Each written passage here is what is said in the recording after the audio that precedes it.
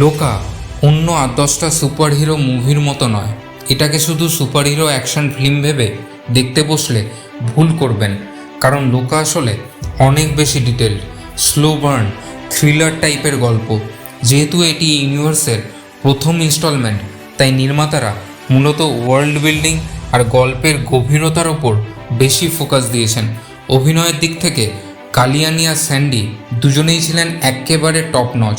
তাদের পারফরমেন্স গল্পকে অন্য উচ্চতায় নিয়ে গেছে। ভিজুয়ালি সিনেমাটা দুর্দান্ত, আর ব্যাকগ্রাউন্ড স্কোর একসাথে মিলেমিশে একদম গোল্ড অ্যাড্রেনালিন রাশ। যদি আপনি সুপারহিরো জনরার ভেতর একটু ভিন্নধর্মী, স্লো বার্ন, থ্রিলার স্টাইলের সিনেমা উপভোগ করতে চান, তাহলে লোকা মিস করবেন না। আমি এই সিনেমাকে 5-এ 3.5 দিলাম। আপনাদের কেমন লাগলো অবশ্যই কমেন্ট বক্সে জানান, আর এই চ্যানেলটিকে সাবস্ক্রাইব করতে ভুলবেন না। Thank you.